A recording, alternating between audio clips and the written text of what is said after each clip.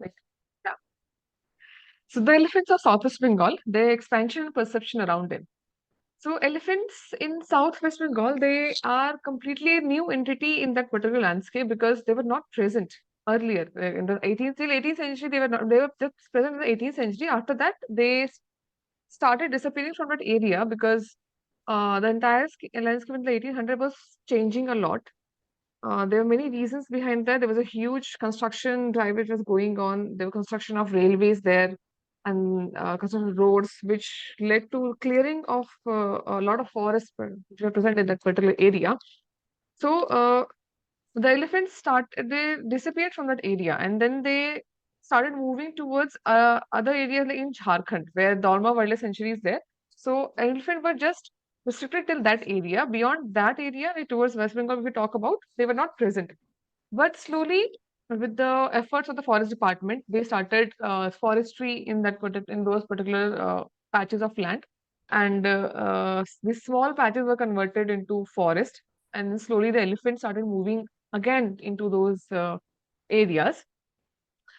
Uh, these this particular area is dominated by agricultural land, so elephants were getting enough water, they were getting enough food, and there is a absence of any other large mammal there, which any other carnivore there also.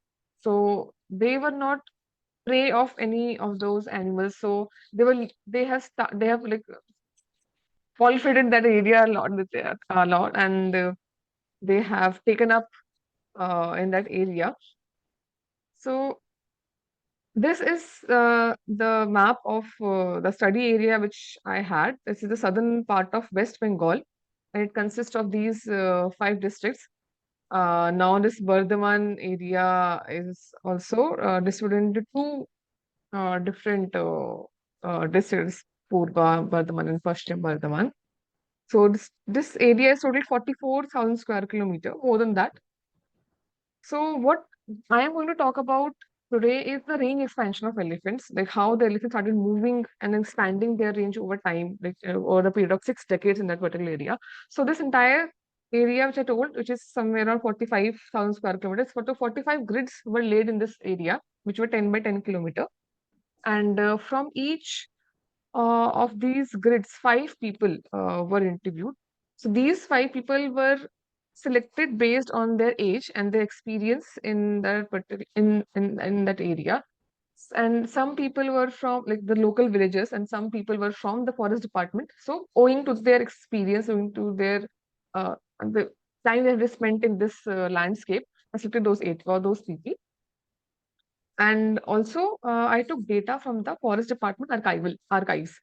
So they had archival data and the interview data, plus the data which I was collecting in that particular timeline for a period of 3 years. So all those data I collected, I pulled, and those that the points which were told to me, like wherever people have seen the elephants or they know the elephants were there. So all those points were marked on the map, and what we got to know was I also distributed this entire data into the many periods from 1950 onwards. I started marking those areas.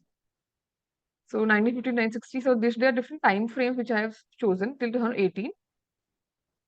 And what we observed are like earlier elephants were only present in like 1200 square kilometer of area, but then later as the time passed by, so their range extended till 1800 18,500 square kilometer, and later then now it has slightly decreased, that is like 13,200 square kilometer. So this is to in now I just wanted to depict this entire ring expansion in maps. So we can easily see here that this particular area, this is Mayurjharna Elephant Reserve. Uh, so this area, the elephants started moving from the Jharkhand border to Mayurjharna area, and then they started moving ahead in other districts. So we can see how the elephants have started taking up more and more space in this particular landscape. So there was a time in in 2000s when elephants were like almost more than half of the area was elephants were using, and slowly it has now decreased. So this is the current scenario where elephants have are there in this particular landscape, and they have started moving to other areas. The major reason for this movement to other areas is because this entire landscape is agriculture based landscape, as I told you earlier. So elephants, they are getting enough fodder species. I mean, the agricultural crop, because as you can see, there are not much of forest in this particular landscape. It's very fragmented forest. Elephants are not able to survive in these fragmented forests. And what they do is they just take shelter in these forest patches, and then they come out at night, and then they feed on the crop. So, and these all these forest patches, small patches, are all uh, you know surrounded by agricultural land where there is food and water. So elephants are preferring this particular land to feed and to expand their range. When talk about especially about Mayujhana Elephant Reserve, so we can see earlier they started moving from Jharkhand, and then they started expanding their range in the in this elephant reserve also. But now slowly by 2050, by 15 to 18, elephants have started using very less area. So they are just using this area as a gateway to enter from Jharkhand to West Bengal. So earlier, this entire area was highly used. The elephant used to stay for a long period of time. They used to spend months here in this area. But now they are just using this particular area as a gateway. They're just entering from Jharkhand and then moving towards other districts which are rich in agricultural land. But one of the main reason for not using this landscape as a whole now is because this particular area is it's only also highly fragmented. There's more of plantation crops there. Planting of babui grass happens here, which is not a palatable crop for the elephant. Elephant do not prefer that particular grass. The local people, they grow this grass in this area, and they use it for making ropes, and then they survive on this babui grass. And because there is uh, less availability of water, so they are entirely dependent upon monsoon for the crop production. So only once in a year they can grow crop. So elephants now, they know beyond this boundaries of elephant reserve, there are enough like ample agricultural land is there. So they're not spending much time here.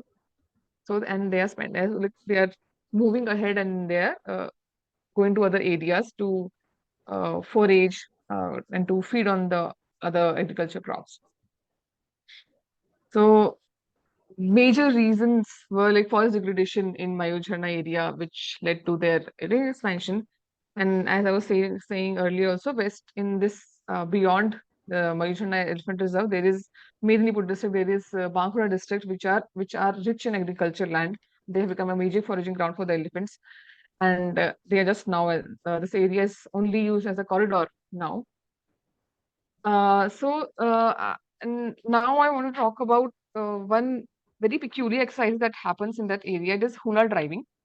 So elephants are driven from one area to another area. So using these hula, which is a pole, a metal pole, which has a ball of fire on the top and a spear head also. So elephants are continuously driven, and then they are poked with these hula, and they're thrown balls of fire onto them.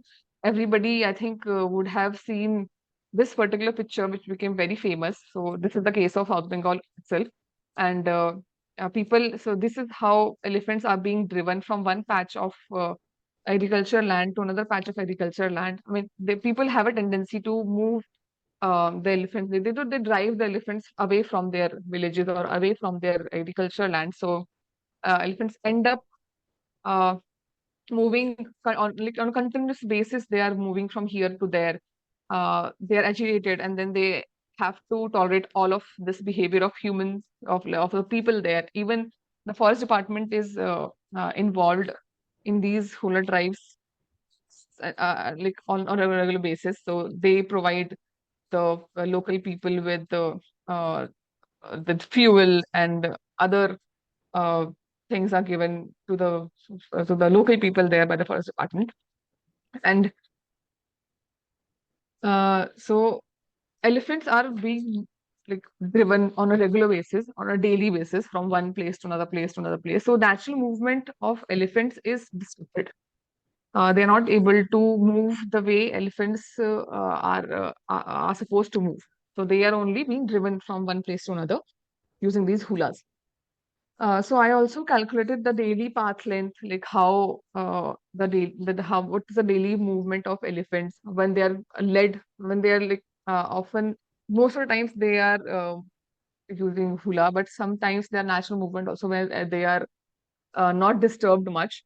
So hula driving when happens, so how what is the movement and how long, what is the distance that they cover when hula driving happens, or when the local driving is happening when elephants like, just move from one village to another village by the local people. So what is the uh, total distance that they cover when local drive happens, or when the national movement happens? What is the like the distance covered by the elephants?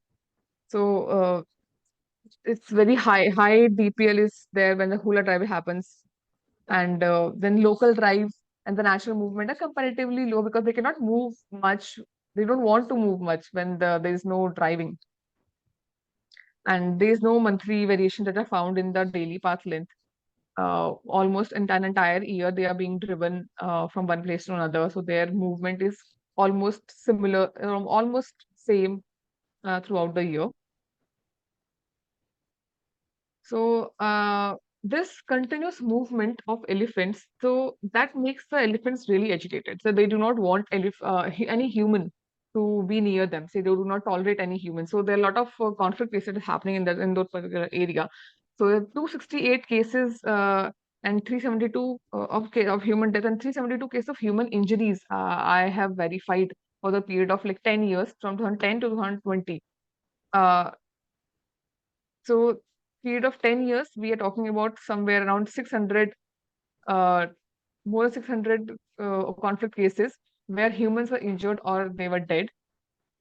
So this all cases, I took data from the forest department, and then I verified them on ground using GPS, and then times of death and the activities of the deceased, how much far the accident happened from the forest. So all those parameters were taken care of.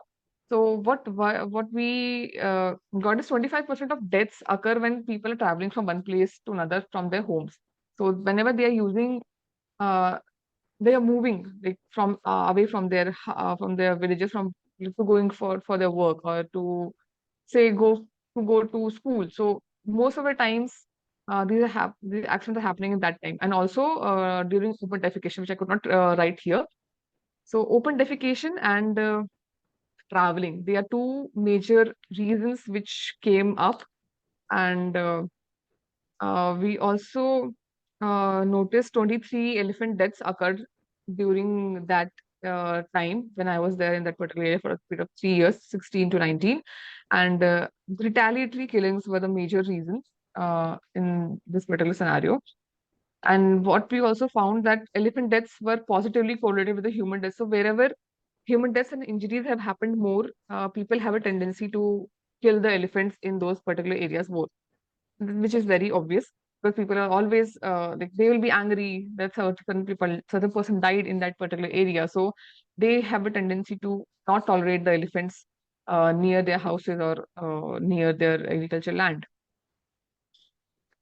And also I also observed like what was depredation of crops in that particular landscape. So paddy was the most depreded crop, followed by potato and vegetables.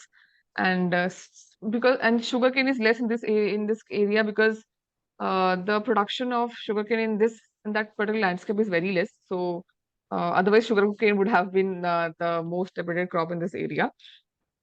So elephants, what I feel These elephants are always so much, I mean, they are always so agitated. They are, and they do not have anything to eat in the forest. So for the forest, there is all sal dominated forest, which do not have much of palatable uh, uh, trees or shrubs in this particular area. So they are mostly dependent upon the forest crop, the agriculture crop there. And also, whenever there is even a presence of some palatable crop in the forest, they have a preference to go to the agricultural land and then feed upon the agriculture crop, because agriculture crop is more nutritious, and they need to spend very less time in the agriculture feeding to get the same energy which they would have spent in the forest for like from for hours together. So it's like less, more gain, and then more risk they are taking. But that is how elephants are working in that area. So they take a lot of risk. They go to the agricultural field and they spend very less time in the agriculture, but they feed on the agriculture crop and then they come back. So elephants in that landscape, I would say they started coming to these areas really late. So human that the population there, the local people, they do not have much idea like how to like s- be in that area like with the elephants. They do not know this concept because they have never seen elephants in their life. So like 50, 60-year-old person, they have not also seen elephants in their land when they were young. It, so they are very new to this area, and then they are very new to the whole concept of living with the elephants. So naturally, the rate of conflict is very, very high in that area. So I would just like to thank the Friends of Elephants and Surendra Verma sir to giving this opportunity to share a very small component of my study in that particular landscape. Thank you so much. Yes. Thanks, Akriti. Thanks for sharing your work that you have done there, and I think you gave a good overall picture of things happening out there. So thanks for that. So we will continue to the next part of the event. Uh, so next is the conversation between Dr. Avadhoot D. Velankar with Aakriti Singh, Elephant Range Expansion, Conservation and People Perceptions in South West Bengal. So just a brief introduction uh, of Dr. Avadhoot D. Velankar. So he started working in the field of conservation in 2006 and was always interested in human-wildlife interactions. Till now, he studied wild pigs in Ranathambo National Park, impacts of uncontrolled tourism in protected areas, and wildlife outside protected areas in Western Ghats of Maharashtra. Primates being ubiquitous in human-wildlife interactions throughout their range, he was always fascinated by various strategies used by them. He studied Nicobar long-tailed macaques for his doctoral thesis. After that, he worked on mainstreaming coastal biodiversity conservation along the coast of Maharashtra and Andhra Pradesh as a UN volunteer. So, over to you, Dr. Avadhoot and Dr. Ak.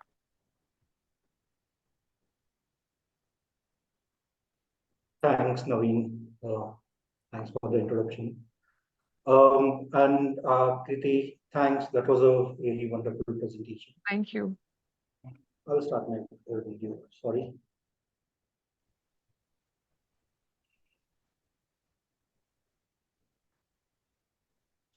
So, really came to my notice was many of these elephants.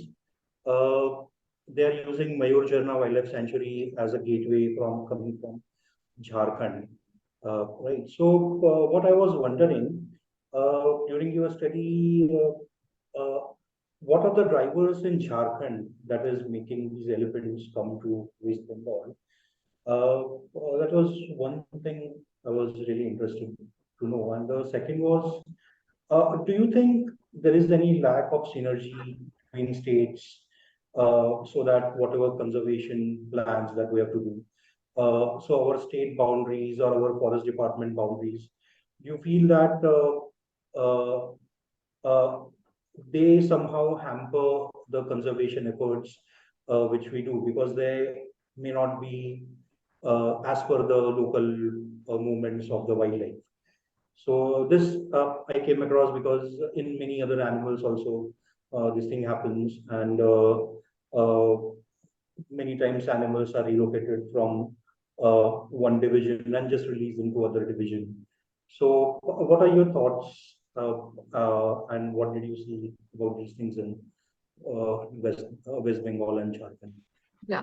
So, elephants, which I was telling, which they were only restricted till the border, like the Dolma Wildlife Sanctuary is there in Jharkhand. So, elephants were resident in that area. Then, slowly, with the industrialization that was happening there, so the mining started happening in that particular land, in that area. So, Dolma is in Singhbhum district. So, in Singhbhum district, when mining started happening, so Dolma was highly affected by that mining process. So, elephants, that's when they started losing their habitat. So, they started moving towards West Bengal, where they found huge agricultural land and they started spending more time in West Bengal. Also, there was no relocation by the government as such. Just the elephant has started naturally moving, preferring these areas more. Elephant do stay in Dolma Wildlife Sanctuary for some period of time, but most of the time they spend in Mayurjhana, like beyond Mayurjhana region, where other districts of West Bengal. Did I not answer the entire question? No, what I wanted to ask is, do you think existing I'm not whatever audible, Abdul. conservation and like system that we have in terms of hello, Can you can you repeat the hear me? question? Can you repeat that again, please? Because there was a issue at Okay, network issue at your end. okay, okay. What I was wondering, so elephants naturally they have large range from Yes. Singhbom to Mayurjana and the West Bengal. That's their natural range. But we humans, for our convenience, we have divided into states and the forest divisions. So, do Right. you think the conservation efforts or these mitigation efforts uh, are they hampered somewhere because of or these efforts are different in different divisions, and we are not taking, say, population as a whole and trying to control.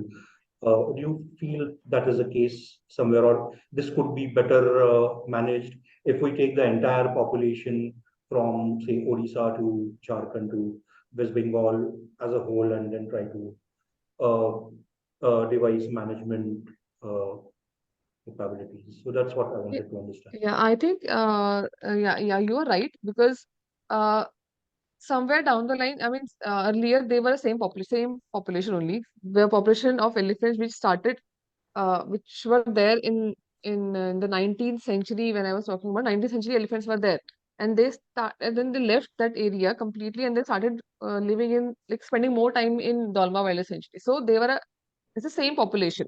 It's just that some individuals started moving towards other areas and they started exploring other areas.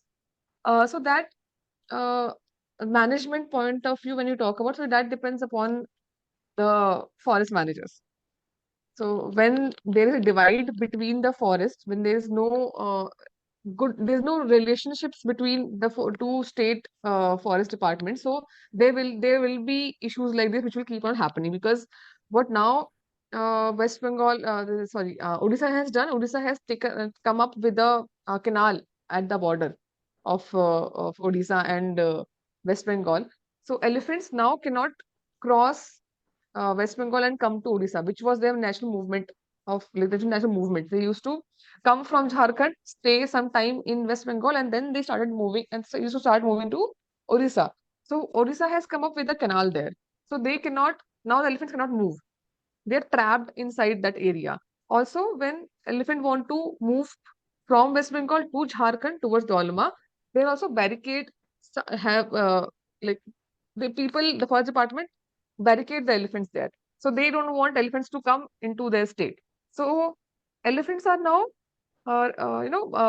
bounded in that particular landscape only. So they spend most of time there. They create more issues because they're not able to go to other areas. So that is creating more issues in West Bengal. So if those interstate relationships are better, if the forest department and then they do better work, so that can be somewhat minimized because then that natural movement can happen there. That is really very interesting. Like this reminds me this I learned during my master's in waste management. So there is one term which we learned called NIMBY syndrome, or not in my backyard syndrome. So whenever this attitude we generally have with garbage, like Yeah, generally tend to shift it away from our eyes, and so that it right. is just not in my backyard. It's not So my problem anymore. yes, Yeah, I think the same thing is happening with when you showed with the the elephants there, of yes. hula parties and all. So once it is out of their area, it is not their problem Not anymore. their problem anymore. Yeah, It should not be my backyard. But again, everybody has the same attitude, and then elephants get nowhere to run. And I think somewhere this creates a situation where community with least voice gets affected the most. did the Uh, most.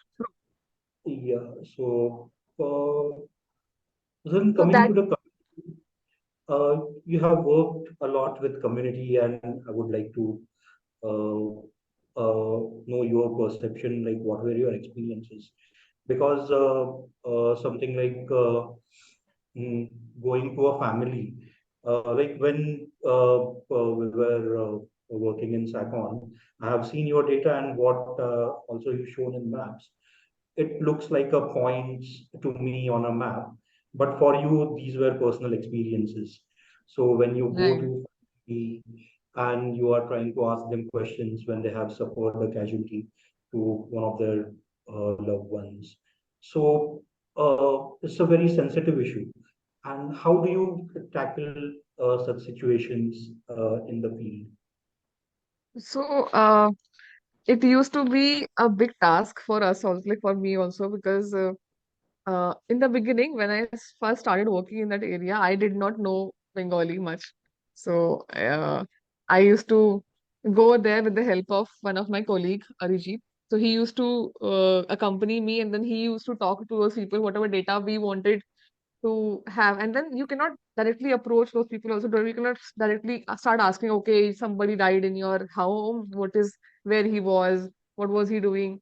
You cannot approach them like that also, because you never know how offended they would be because they have lost a loved one. So you, it was very difficult uh, experience.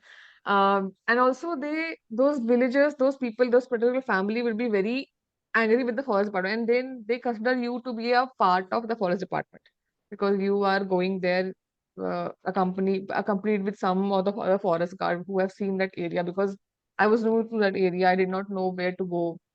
So I was to be accompanied with the forest department person. So they consider you to be a part of the forest department, and then uh, there are times when I have seen people, they were very elderly people, and then because they have very small land holding, they have lost a family member also. So he came to me crying कि madam आप मेरा पैसा करवा दीजिए, मेरे पास पैसा नहीं है करने. So it's a very, like, they wanted money because they wanted to survive in that area. It's very small land holding they have. They only grow crop for their own survival. And imagine a herd of 250 elephants coming to that area and trampling the entire the forest, the agriculture crop. So they do not have anything to eat for the entire year now. They're only dependent upon whatever compensation the forest department would provide to them. And in our country, that compensation process is a tedious task. It takes a lot of time. Nowadays, if a death is happening or a human death or a human injury happens, the department tries to, compensate the family as soon as possible. But that is also, you cannot compensate a human life. Like, even if you're providing them 10 lakh rupees, or in case of Maharashtra, they are providing 25 lakh rupees, but still, you cannot compensate for a life lost. So there are times when I used to be scared about whether to approach the family or not, because how, maybe I don't know how angry they are. They they used to burn the vehicles of the forest department persons. So I was also held, not captive, I would say, but they didn't let me leave their house for almost like 2 3 hours. I was trapped there. So these are the like things that keep on happening in that area. And I was telling, within span of 10 years, some 600 cases are there. Imagine the number of lives lost and how angry people would be. And I'm just talking about the deaths and injuries. Crop depredation is a very different scenario. I mean, the heart damage is a very different scenario. So continuously, the local villages, the common people there, they are affected by the whole elephant scenario. And then, although I know department does try to do whatever they can, but still it's not enough. So sounds very, very tough situation to be It in. is it was very tough situation there. You cannot And take sides of the forest department. You cannot take side of the elephant, because I cannot go and say, oh, elephant have a right to come and to use this particular area when I know that person has just lost somebody whom they loved, or they have just lost that particular crop which they wanted to survive for the entire year. So that also you cannot do.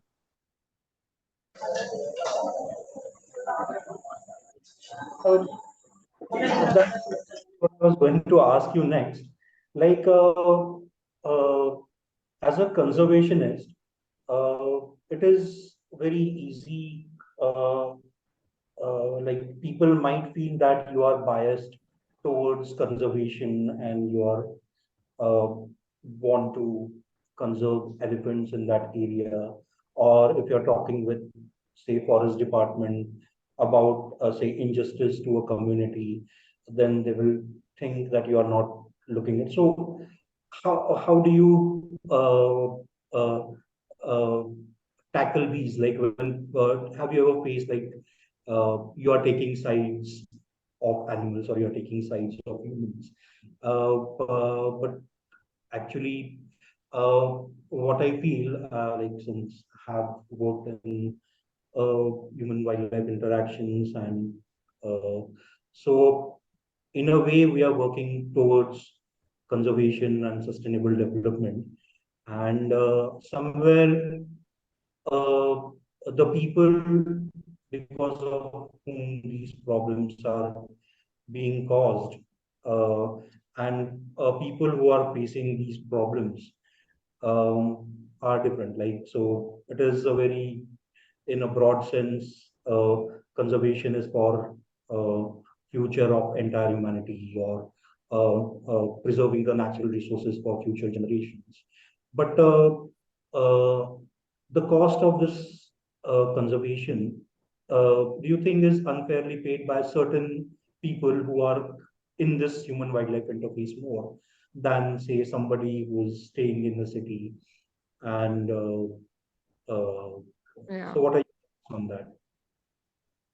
Uh, you are right. Like, in a way, you are right also, because there, when we are living in the city, when we are not living in none of those fringes of forest where elephants or say any other animal, they are continuously coming to those areas, and the local people are being harmed by that animal, knowingly or unknowingly, they are being harmed by the environment. So it's easy for us who are not facing a situation come and say, okay, elephant, oh, it's very important. Elephant is a this is a national heritage animal. You cannot kill the animal, because there have been retaliatory killings of elephants also. It's easy for us to say. for people who are not living in those areas. But for people who are continuously facing that situation, it's a very tough situation for them. So in case of elephants, because elephants is also uh, considered as a god, people see them as the incarnation of Ganesha. So in case of elephants, people do have sympathy for the elephant. They know, okay, this is a godly creature, and then we should not harm them knowingly. But still, that happens because ultimately people want to live.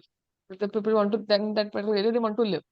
So that's why they do not, I mean, they don't want to kill, but it happens sometimes that they will kill a person out of that elephant out of rage, or just to because they have lost somebody.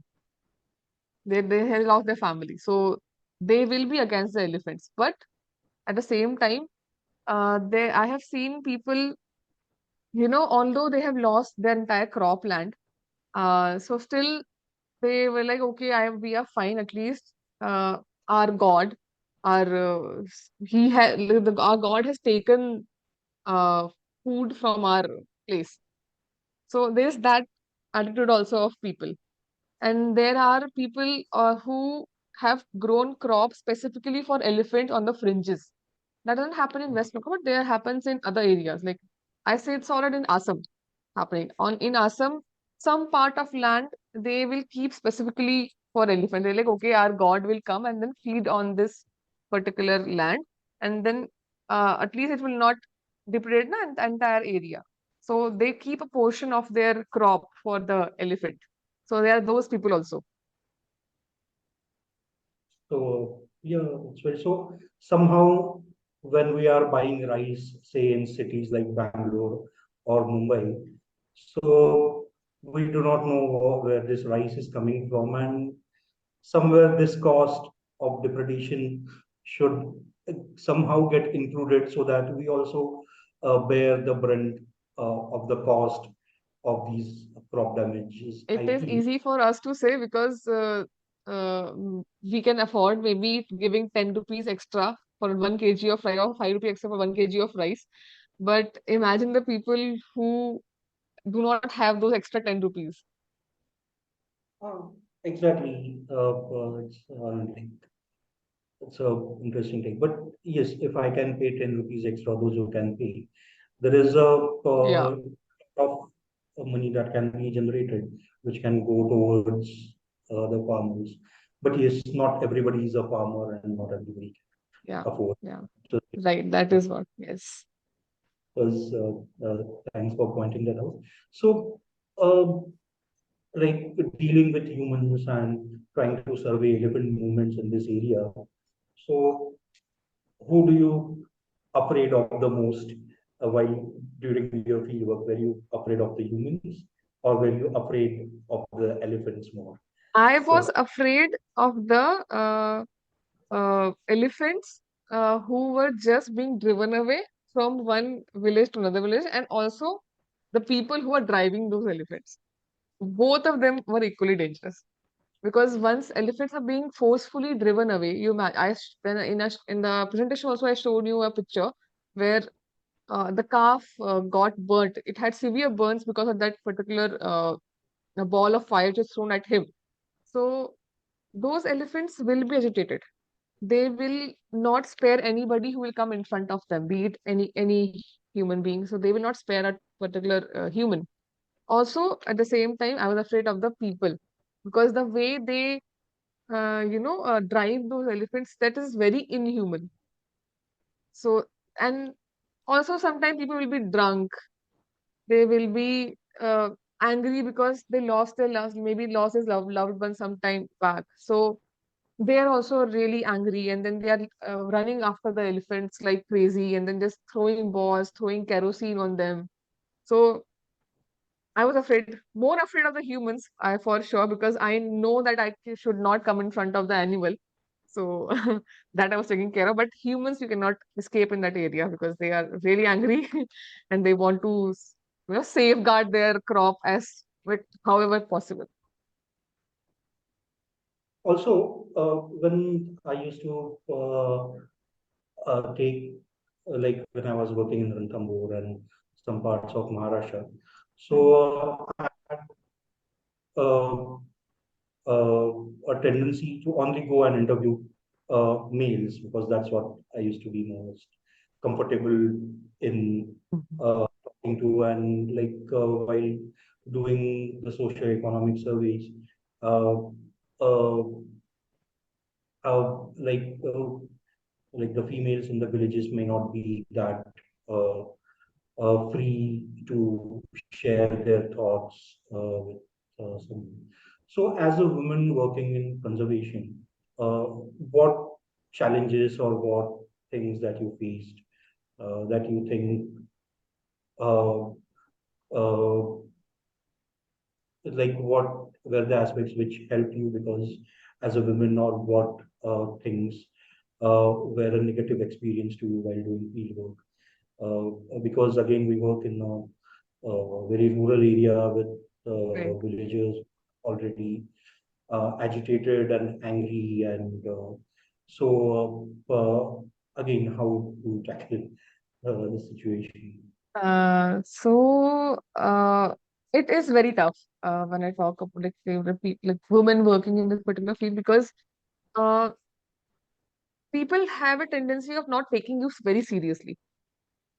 When you approach them, they'll be like, okay, somebody has come from, some city, and then they're asking us question, what does she know? And she's not even from here. So that kind of attitude I faced in the beginning a lot, but as uh, people start they have seen me working for a long time, so slowly they got comfortable around me and they started answering my questions a little more in a better way. But initially it was very very tough. And also the attitude of the forest department, it also changes. Like when a male is accompanied with you, then they'll be more comfortable in telling you the things, telling you the exact happenings of the particular area. But when you are a female, they do not want you to go to the field, to the forest. First of all, they don't want to take that risk. They will not accompany you to the forest. They will not take you to see the animal. They will be like, okay, like that. They treat you as a liability. They don't want to take you there. But as you go to their office again and again and again, start pestering them, then they started taking me to the field, and then they got a little comfortable. Okay, she can take care of herself at the field also. So initially it was very tough. So this is very, very tough. I think, and also now we have working for elephants in two premier institutes of India. Do you feel like there is a bias in opportunities, like the opportunities that women get uh, in while selecting such tough subjects? So we talked about rural areas and forest department, Right. but within the scientific community itself, do you think there is any bias where women are judged whether they will be able to do extensive field work or such things? So, what are your thoughts or experiences regarding that? In my case, I did not feel it much because I was given a good opportunity in Sakon also, because I was completely doing the field-based work. I was not given, or not I did not prefer to do lab-based work, and nobody forced me, like or nobody pestered me, or nobody asked me to change my field as such from the institute. If I talk about from the institute point of view, your family they will be like worried, or they will have a say in your life, because they don't want you to go to the field. And as I don't think it was because I'm a girl, it's maybe because I'm their kid. It might have happened with you also. Your parents might not be very readily will send you to the forest as such. But no, I did not feel that it was there in my case when it comes to SACON. Right now, also in WI, I have not felt I have not felt it. I cannot say this about, I mean, every woman who is working in this particular field. In my case, I did not feel it. Okay. So that's good to hear. And yes, parents, we can talk about like I had Yes. a efforts and my parents initially did not allow me. And when I said like, okay, I'll study monkeys instead, so they were like, ah, wait, okay, then it's fine. There were times I never used So to tell the stories from the field to my parents because you can't expect them to understand that because they have not seen that field at all. So they were, it was very new for them, for anybody. They never imagined that anybody could, work in that particular field in this way. That this is also a field of work. They were not able to accept it. So we never told my stories to.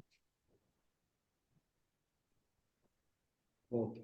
So now, one more thing which I wanted to ask, like, um, uh, we together we have seen a lot of elephants in Sakon, Right. when we were living in Sakon, and then you extensively worked in uh, West Bengal, and now with WI are working in Assam and Northeast. So, what do you feel like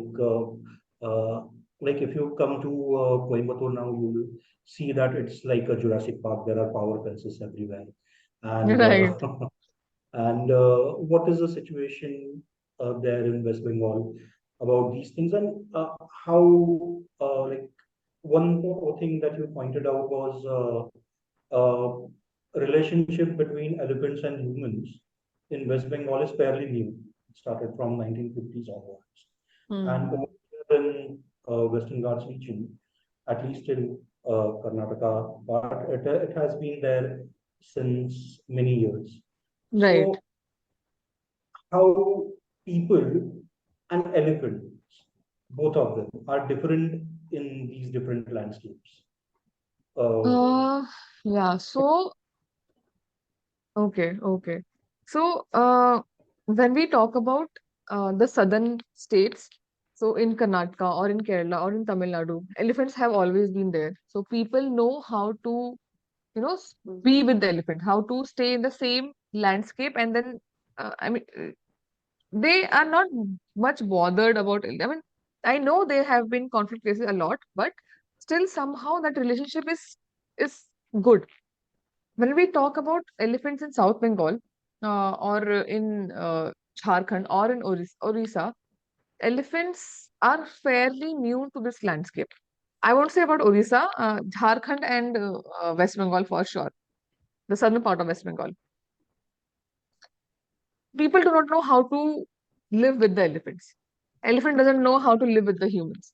So this tug of war between both the elephant and the human being there, who will stay in that area. People drive the elephants away and from their land, from their agriculture crop, from their villages.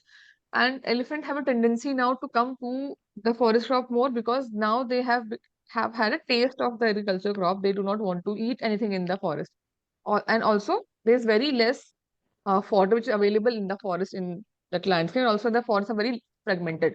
So elephant cannot survive in the forest also. So they need to come out. They need to find an alternate source of like food.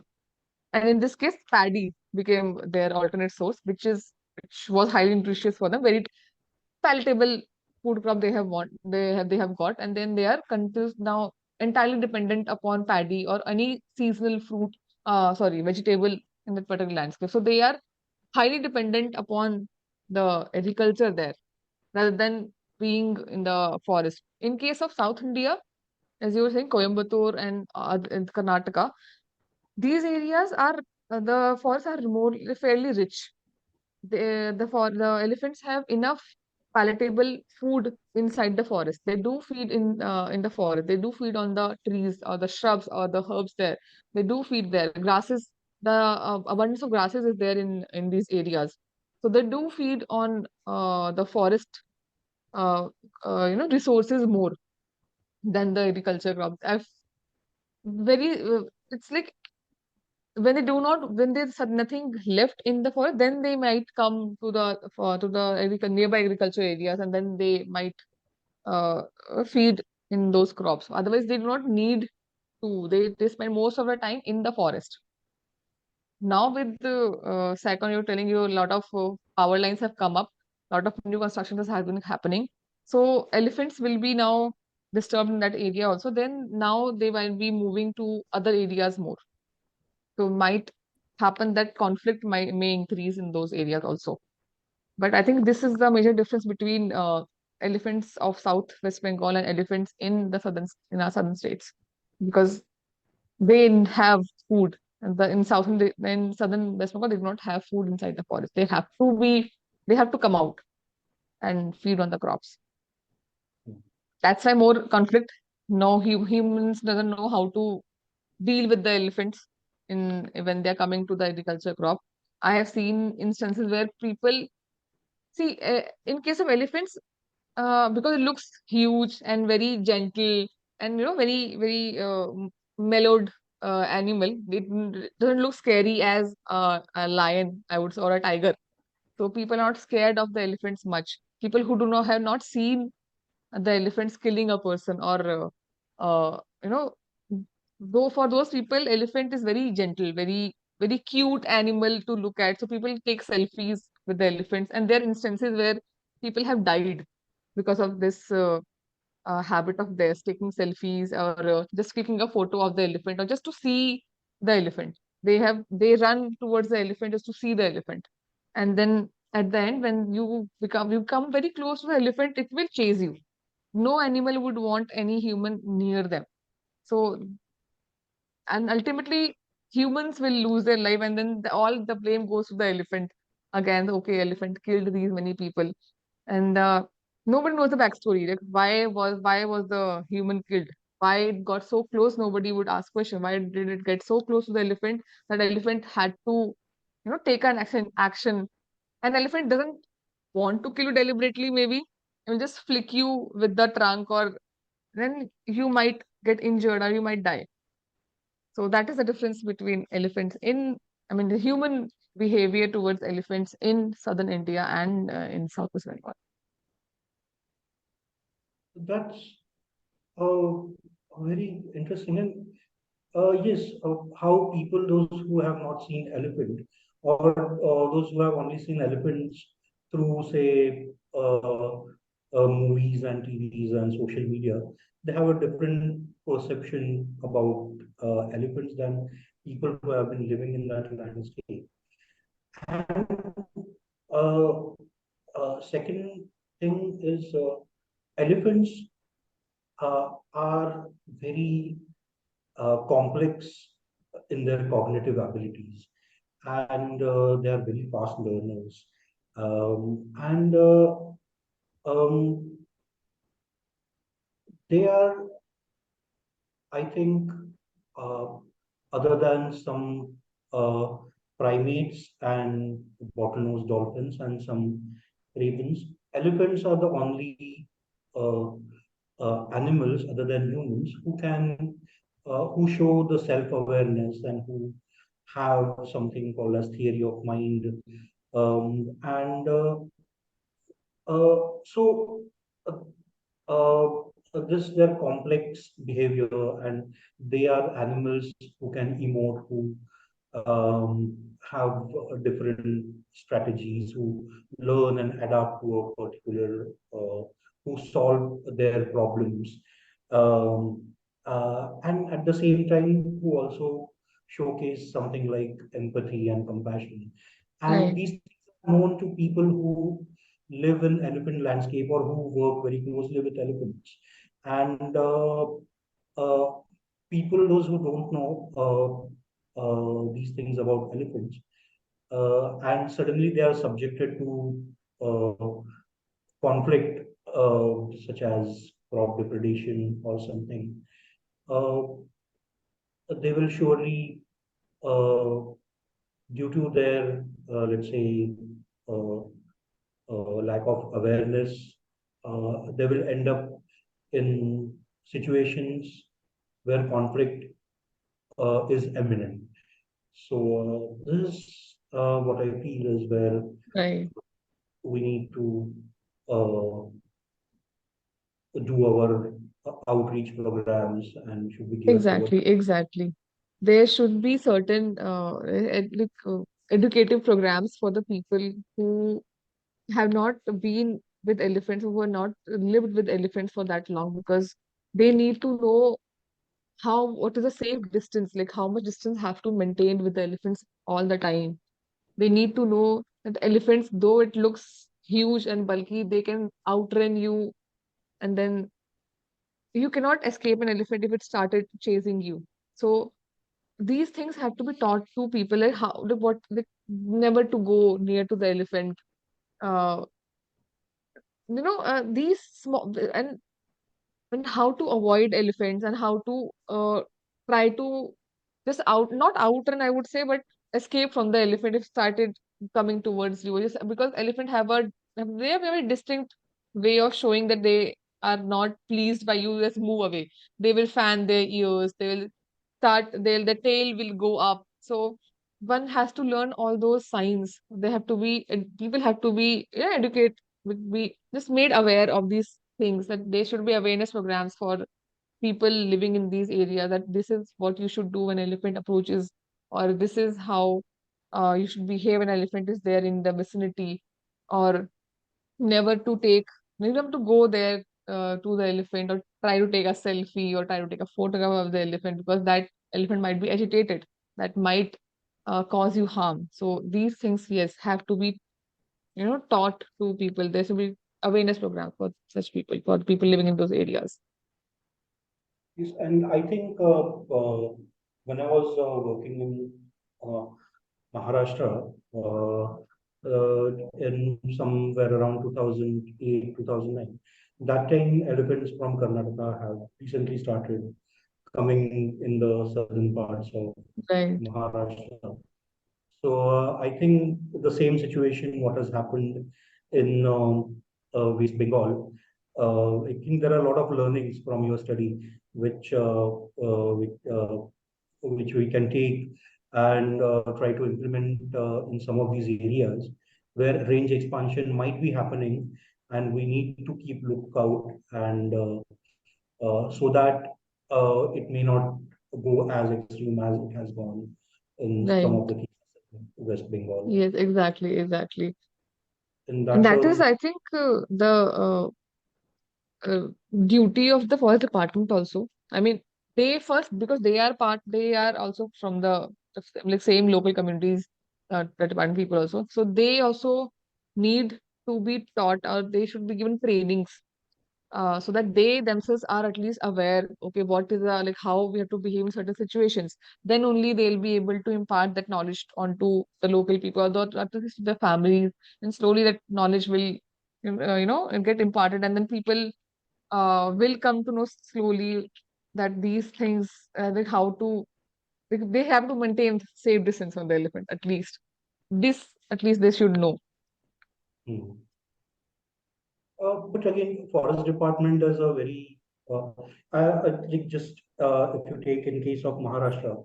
So what happens is uh, if we uh, gather forest staff in say one range and we train them if they are given training into a certain uh, aspect, let's say in this case, how to tackle the elephants and uh, uh, the field techniques in elephant landscape. Uh, Maharashtra being a very large state, sometimes these people get transferred into different parts of the state where then Right. this skill is not used and somebody new who does not have that skill gets transferred in that area.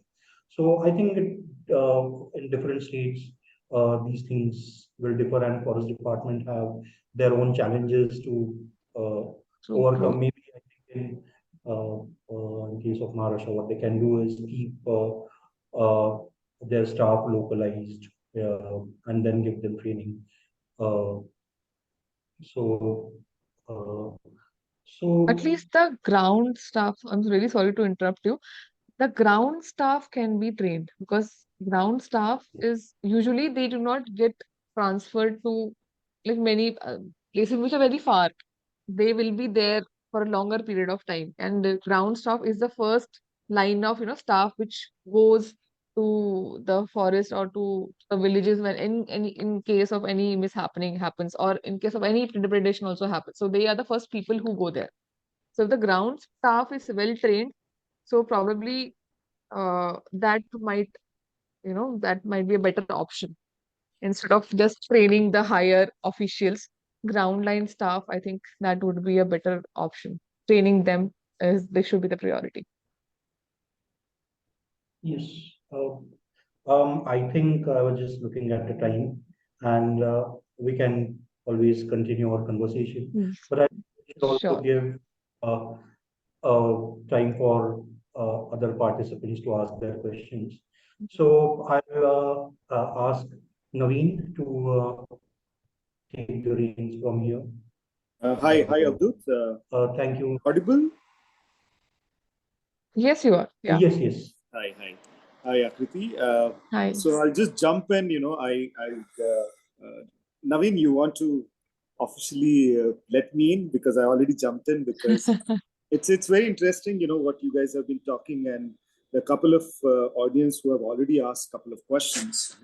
So, and I must say that Avadhoot has already done a brilliant job. He touched based on almost all aspects, and you guys had a brilliant chat among yourself where we could get exposed to the several aspects such as education or administration problem or a training problem.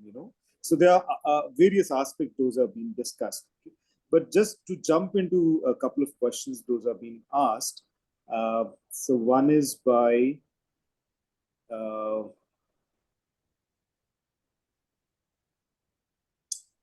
so this is by Bhaskar. I have lost that question. Yeah, Bhaskar Gowda. So he's asking, ma'am, you said in the beginning that in 90s the elephants using large areas to live, and after nowadays they're using less areas. And is there any chance that elephants may get back to those previous areas? So I would like to modify this question a bit, and would like to take a couple of pointers that you talked about, that you said that now the state level they have their own boundaries. The West Bengal department has put the canal, because of which it's a kind of they have become isolated. They are not anymore having those ranges. Those have been restricted.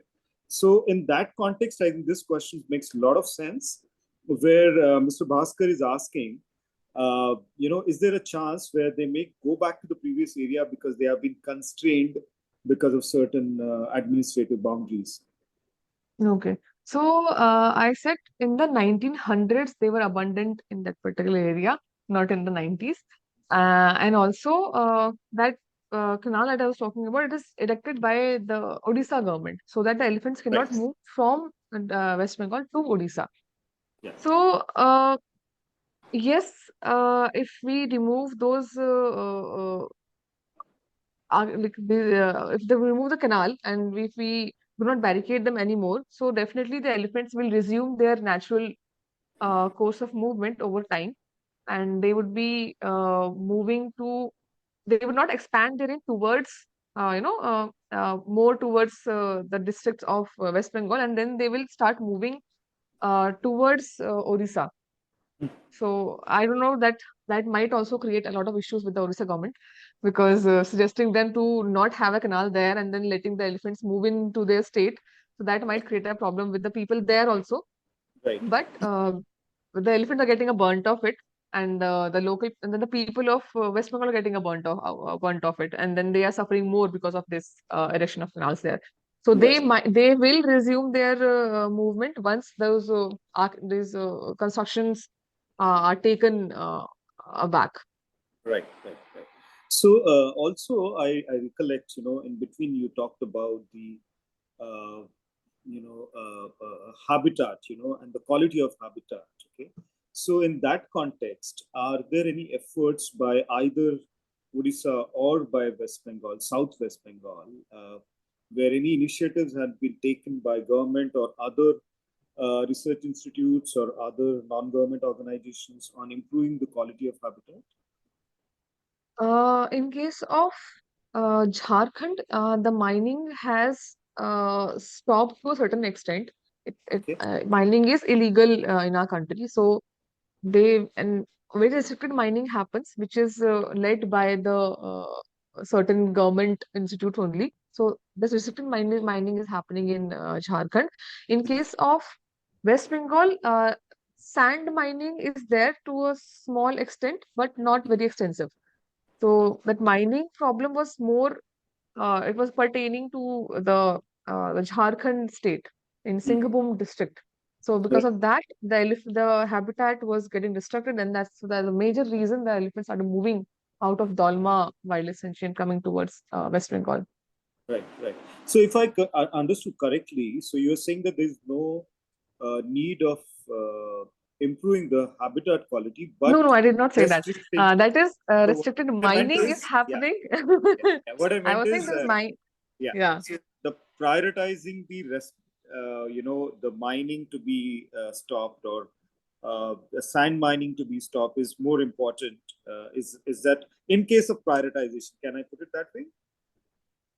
Uh, No, along with mining, habitat improvement is also very much important, because if you just stop mining and leave the land to be, so that regeneration will happen after a very, very long time. That will take many years.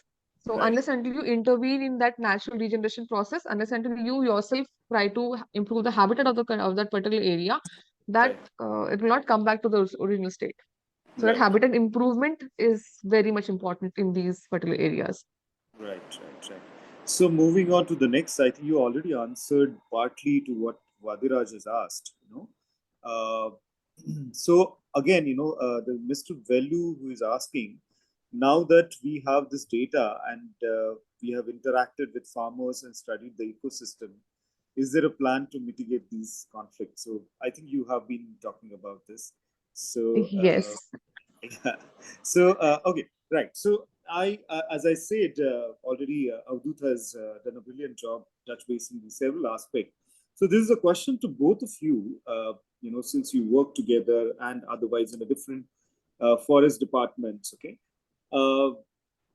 Well, you have a very focused research that you have done, and you found certain facts, which can be used ultimately in forest management. Okay.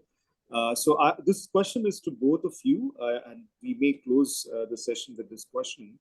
Is that there are various researches which happen, okay, and there are various facts which come out, and those get established, and it helps forest department or a government or a project elephant, for that matter, to take certain decisions from a forest management point of view.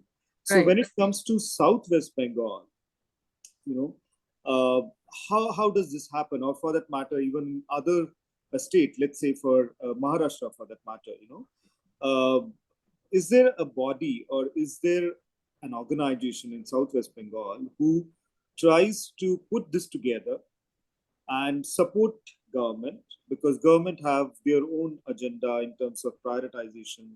They are also restricted with a lot of resources. So is there an organization, is there a committee, is there a body who put these together and facilitate this whole forest management at a very strategic level? Otherwise what happens, a particular research would address a particular problem, but you need to have multiple researchers to coming together to address a problem which has a multiple layer of challenges. So is there any committee, is there any organization which is, or a body of organizations which are helping for this conflict in Southwest Bengal? So, this particular work that we are talking about, so that was a part of a project that was provided to us by the forest department. Like, we had a project with the forest department. Okay. So, what at the end of this entire exercise, we gave them a management plan also, based upon our observations, what we thought, okay, might help the elephants in a longer go, or might help that department to, restrict at least, as I said, like. 25%, 23% of human deaths and injuries are being caused by the movement when they try to move out of their houses, try to move out of the villages for their work or for any other work for a city. So if they are given, so we had, you know, certain management point which we provided to the department so that they can bring down these numbers by providing uh, facilities to the local people. And Right. open defecation, as I said, was a Yeah, major yeah, cause, one of the major cause yes, in yes. that particular area where the humans were dying. So providing the villages with proper sanitation system or proper toilets is was very much important. Although in our country this sanitation issue is a big huge issue, and then government has been trying to come up with proper facilities for all the villages. But still in that area, it's very interesting that all the toilets were built, few doesn't want to go to the toilets. They have their own habits that they want to stick to those habits and go out, in the fields or in the forest only. Right, right. So we did recommended certain all those things, and then we wanted the department to work over these recommendations and then come up, at least try to Right, minimize the conflict to a certain extent. right, right, right. Avadhoot, you would like to add anything? You're not audible, Abdul. Hi, Sanjay. One very important point I think you made is you said as a researcher, we go with particular focus to an area. So, since I have worked on many different animals and from many organizations in various areas. I also noticed that. So, just say in case of Maharashtra, if I am going to a particular landscape to study, say, conflict of elephants, I'll study everything regarding the conflict of elephants. But the community staying there, they might have conflict with wild pigs. They might have crop depredation or their livestock depredation happening because of, say, leopards or some other. And not just this, they might be facing some other social issues. And there are a lot of these nuances which come in socioeconomics. And we cannot isolate, and when we try to mitigate a certain issue, something like a human animal conflict, we cannot look at it in isolation and try to mitigate it. We have to look at, we have to have that holistic approach when we are trying to deal with these things. So that's where I feel studies on environmental justice come into play more. So, such studies, I think A3 is doing in Bangalore in some of the areas. And uh, like when I was working with A3, initially it felt very like subjects like political ecology and environmental justice. They seemed very foreign to me. I have been a number cruncher on computer. I prepare beautiful maps and graphs. And why somebody is talking about like certain like it is possible that certain community can get isolated because they do not have that much political voice, uh, and that's how they might uh, end up getting more front. So it is necessary to have such a holistic approach, and for such, there are many examples I can give which are coming out. So when I was working with Maharashtra Police Department, so to internalize the cost of biodiversity conservation into production sector, Maharashtra Forest Department came up with a foundation, and that foundation uh, has representatives from all the line departments from Maharashtra government, maybe tourism department, agriculture department, fisheries, animal husbandry, rural development, and rural development and women empowerment departments. And all these line departments and local NGOs, they have come together and formed a foundation which sole purpose is internalizing the cost of biodiversity conservation into the regular production sectors. And I think such organizations and more such research into political ecology and environmental justice needs to happen so that there is a holistic approach towards understanding these issues, as well as there is a holistic approach towards solving these issues. It's not only a responsibility of forest department to solve these issues, but it can be a rural development, or some part of it can be taken care by agriculture or animal husbandry. So I think that synergy somewhere is necessary, and uh, that's what we need to strive my side. So just to take it forward, what Avadhoot has said, so I would like to ask this question once again. So is any organization or a set of organizations are working on these lines in Southwest Bengal to take care of these issues?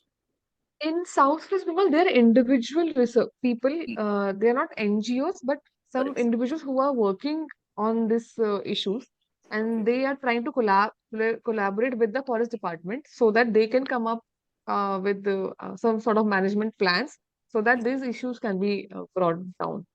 And there have been some local NGOs, I would say, but I do not remember the name of it. But Yeah, yeah, those group of people were working in that particular landscape. that's interesting. That's interesting development. Yeah, yeah. So I think there's one more question which is already answered, but I would just like to read out for the sake of it. So Mr. Shivkumar, he asks how elephant conflict issues are different from, or they differ from North and South Indian states. So you have been covering throughout your talks, So maybe you would like to summarize and we can close it. Yeah, so in North India, I will not say, because in North India there are places like Corbett, which is like having lot of conflict issues also, and the elephants have been there from a long time. When we talk about southern, like West Bengal, if we talk about, and also North Bengal already always had this problem of elephants. I mean, elephants were always there, and these conflict issues have always been there in North Bengal. South Bengal, it differs because uh, elephants are very new to this landscape. People do not know how to tackle how to behave when elephant is there. So that people not attitude of people is what matters. Attitude of people in South India or areas where elephants have been there from a long time. It's very different from attitude of people in southern part of West Bengal, I would say, or in certain places in Jharkhand. So attitude of people is what makes a difference. Right, right, right. And I think the same can be drawn parallel with respect to Maharashtra, isn't it? Eastern Maharashtra as well as Southern Maharashtra, where Now in Madhya Pradesh also presence of elephants is absolutely. there. In MP also elephants have started slowly coming to So I'm this tempted. I'm area. tempted to ask one more question. May I? Yes, yes, yes. While I keep saying that with this question we'll close it, but maybe this is a question we can close it with. Uh, so now, when you say that people are relatively newer to the concept of elephants being around, and elephants are also not so familiarized with people being around, and that context you're using for Southwest Bengal. So and now we are seeing in eastern Maharashtra, we are seeing in Madhya Pradesh, okay, which is again in the context, in the relativity, that's too new a concept for people as well as for elephants. Okay, so what I'm tempted to ask is, so what do you look at these landscape? Do you think that the management efforts to be, having a site in terms of should elephants be there in the first place? Should that be addressed in the beginning by the management, or should it be just let the time take its own call? Because the way you said, at times the forest can be just let to grow, and you wait for the regeneration. At times you intervene. So according to this, where we already seen a lot of issues in South West Bengal, uh, and which is already the respective governments are taking their own decisions, be it Madhya Pradesh, be it Maharashtra. But what are your takes? What are your takes, Dr. Aakriti, and what is your take, Avadhoot, if you want to share those, and we can close then Q&A session.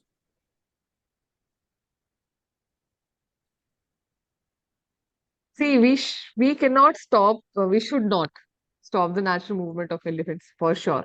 But we should try to make people aware. Like in the beginning itself, if we educate them, if we tell them, okay, what has to be done and what not has to be done, that might be, benefit. It will be easy for them also to accept the elephant in their landscape. I think, but we cannot stop the movement of elephants. We should not do that. We can just make people aware, make people easy. Like, they should be having a good relationship with the local people. I mean, the department people should have better relationship with the local people so that they can educate them that this is what has to be done instead of stopping the elephants from moving there in that area. So Vadiraj also added that Godavari Basin also reported presence of elephants in the recent past. So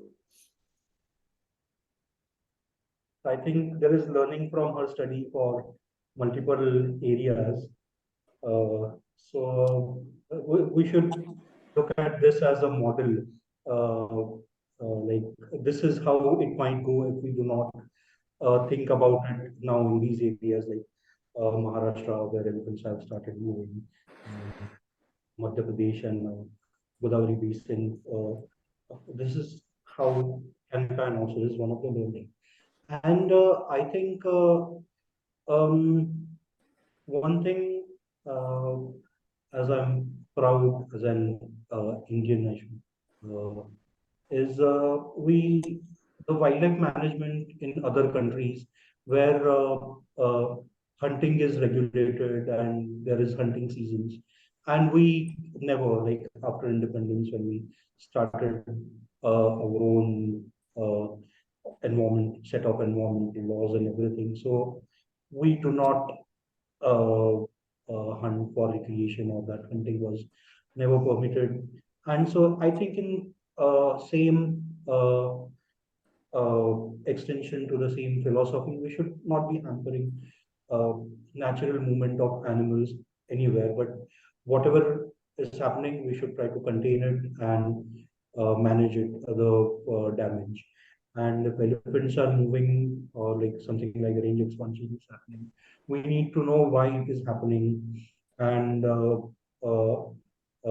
so we should be able to manage the habitat uh, in much better way so that further range expansion doesn't happen, and the issue gets arrested before it even arises. So I'm of that opinion. It might be a very utopic view. And as I said, it all depends on political and geopolitical issues of these areas. And finally, the community with the least voice is always the one which gets most affected. sure, thank you so much, and it was lovely to have both of you on Q&A panel. I would hand it back to Naveen. Thank you. Thanks, Sanjay. Thanks, Sanjay. And thanks, Akriti, and thanks, Dr. Avadhoot. I think, Thank you for having us.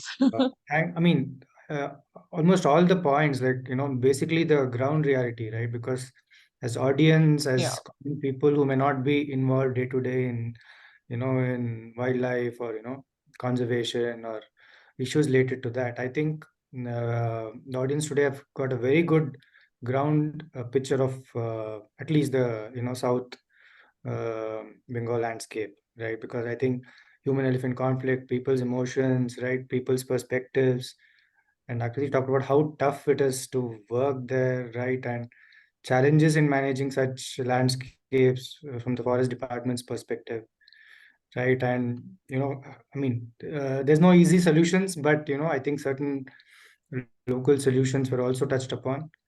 And I think we as individuals should finally reflect upon, because there seems to be a view that finally a lot of solutions are local, right? People or, but I think we just have to reflect upon the consumption of resources that is happening, far away from the forest, that is the cities. And um, because I'm not sure we have enough resources to, to kind of support the kind of agenda, the development perspective that is being called. So at some point, I think there has to be a reflection upon the lifestyle, maybe, or how much we are consuming as people.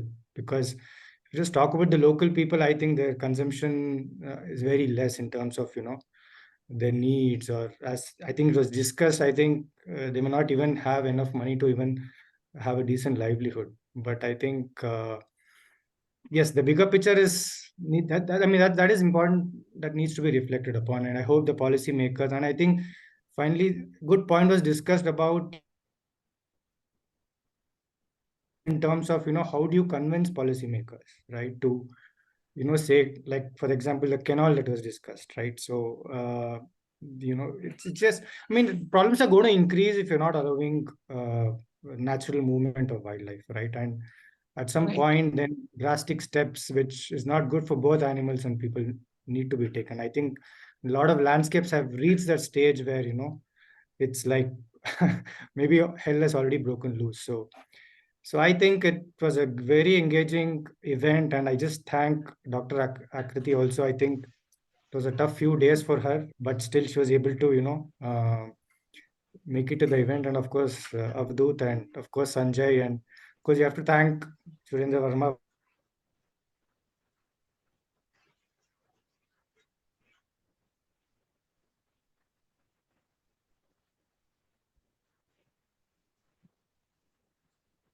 And we shall be back with the next event next month. Thanks a lot.